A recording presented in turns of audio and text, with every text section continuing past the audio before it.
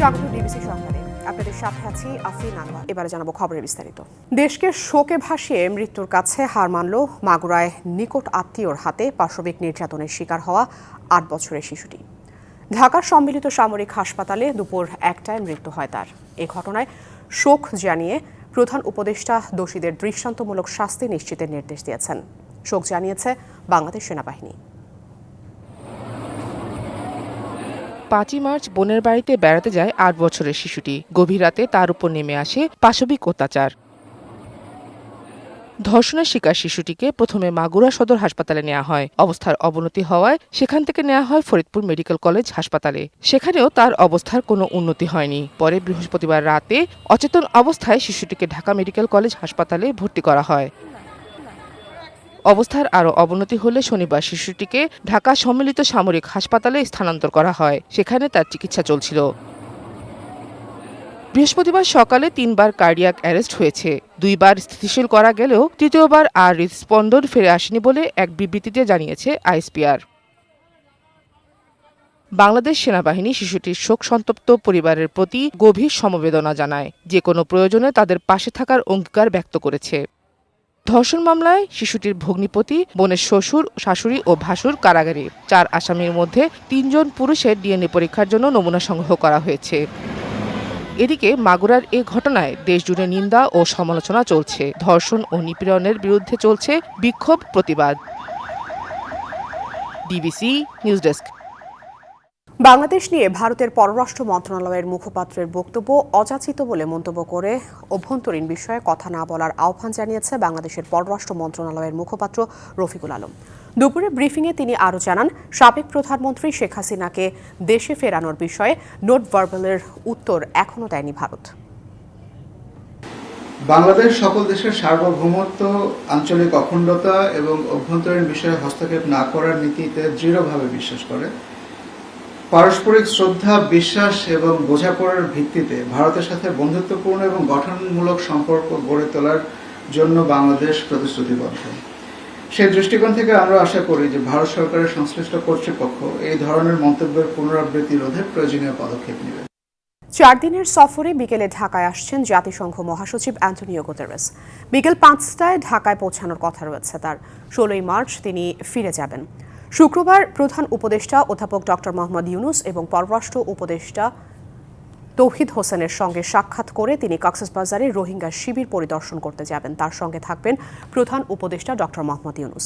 জাতিসংঘের মহাসচিব কক্সবাজার থেকে সরাসরি রোহিঙ্গা শিবিরে চলে যাবেন। সেখানে তিনি বিভিন্ন অনুষ্ঠানে অংশ নেবেন। পরে তিনি রোহিঙ্গাদের সঙ্গে ইফতার করবেন।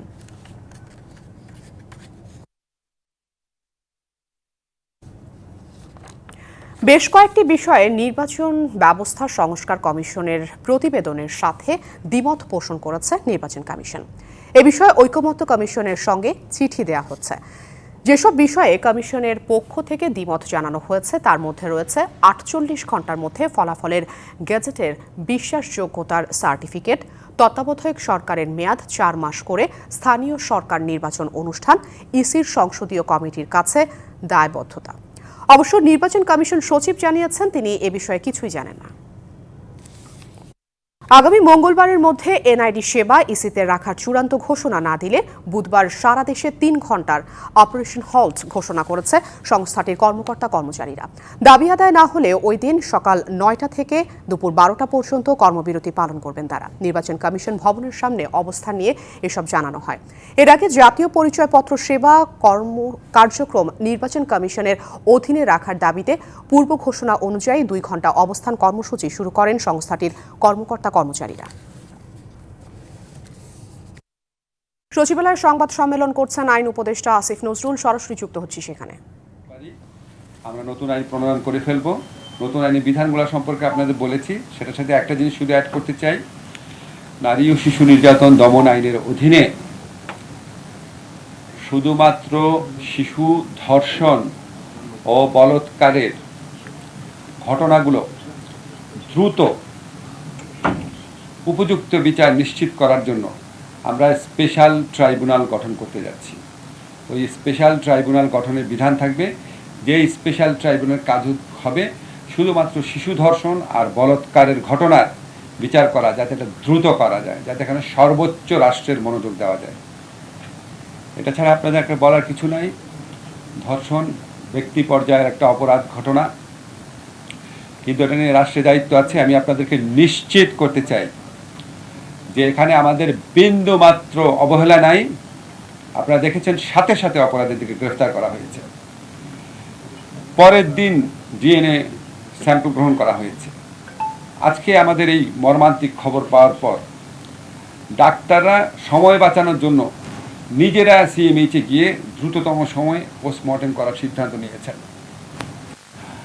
আমরা আমাদের দায়িত্ব পালন করব। এই ধরনের জঘন্য ঘটনা ঘটে গেলে মানুষের মন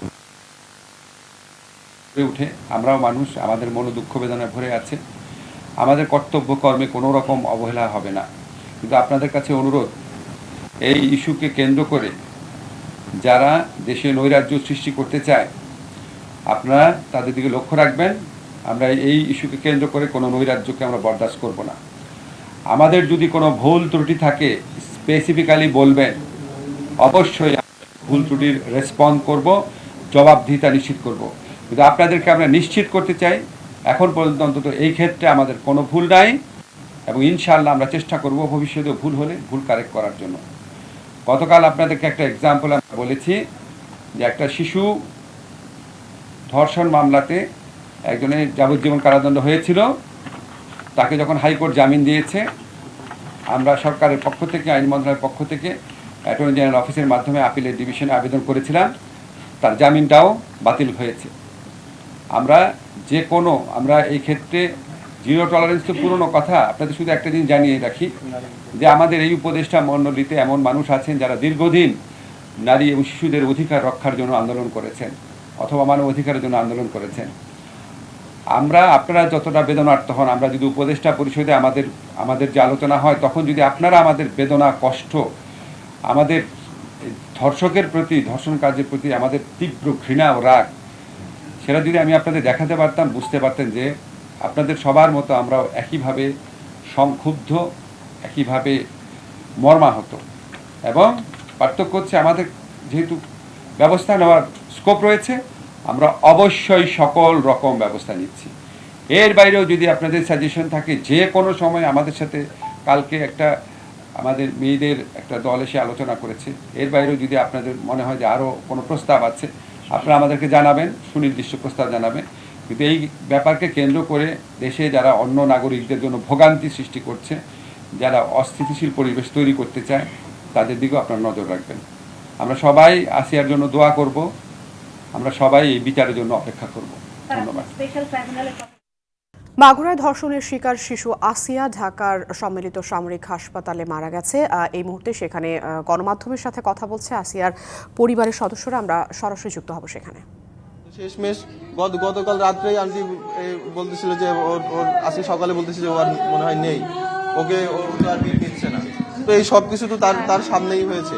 তো আমরা চাই পরিবারের পক্ষ থেকে, ওর মাও যেটা আপনাদেরকে বললেন, ওর যে গলায় যে ফাঁস দিছিল, আসামিদেরকেও যেন গলায় ফাঁস দিয়ে মৃত্যুদণ্ড দেওয়া হয়। মানে আমরা ফাঁসি চাই। আমি আসিয়ার সম্পর্কে কাজে, আমার নাম রকি। আমি মানুষ ধরো ভাই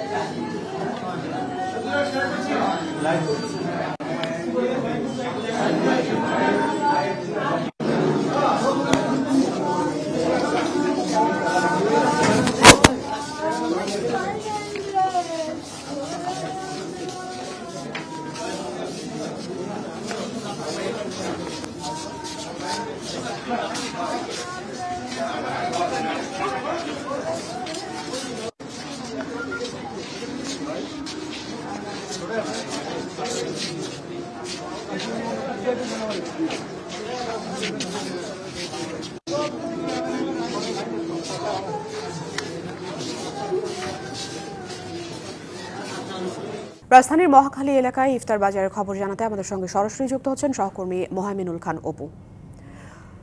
অপু, ইফতারের বেচা বিক্রি কেমন দেখছেন? দাম এবং মান নিয়ে ক্রেতাদের কোনো ধরনের বক্তব্য আছে কিনা বিস্তারিত জানাবেন। আফরিন, রাজধানীর অন্যান্য স্থানের মতো কিন্তু মহাখালী ও জাহাঙ্গীরনগর যে গেট রয়েছে সেই গেট সংলগ্ন কিন্তু ইফতার বেচা বিক্রি হচ্ছে। এখানে যদি আপনাদেরকে একটু দেখাতে চাই যে এখন 3টা নাগাদ বেচা বিক্রি অনেকটা কম বলা চলে। আমরা এখানে বিক্রেতাদের সাথে কথা বলেছি, তারা যেটি বলছেন যে 4টার পর তাদের মূলত বেচা বিক্রি যেটি মূলত শুরু হয়। এখন যে সকল কাস্টমাররা এখানে আসছেন তাদের সাথে কথা হয়েছে, তারা যেটি বলছেন যে এই ইফতার বাজারটিতে কিন্তু তাদের যে সকল ইফতার সামগ্রী বিক্রি হচ্ছে সেগুলোর মান নিয়ে তাদের কোনো ধরনের অভিযোগ নেই। তবে এখানটায় যে ইরানি জিলাপি এটি কিন্তু বেশ ভালো বিক্রি হচ্ছে। এখানে কিন্তু বিক্রেতারা আমাদেরকে যেটি বলছেন, এখানে ইরানি জিলাপি পাওয়া যাচ্ছে যেটি 450 টাকা কেজিতে বিক্রি হচ্ছে। পাশাপাশি যে শাহি জিলাপি রয়েছে সেটি বিক্রি হচ্ছে 300 টাকা কেজি দরে। এখানে যে ইফতারের মুখরোচক যে খাবারগুলো রয়েছে তার মধ্যে জিলাপি বাইরেও যে সকল খাবার রয়েছে সেগুলো কিন্তু এখানে বিক্রি হচ্ছে। এর মধ্যে যদি আমি একটু দেখাতে চাই যে এখানে যে চিকেন কাবাব রয়েছে, চিকেন কাবাব, চিকেন তান্দুরি সহ অন্যান্য যে সকল রয়েছে সেগুলো কিন্তু।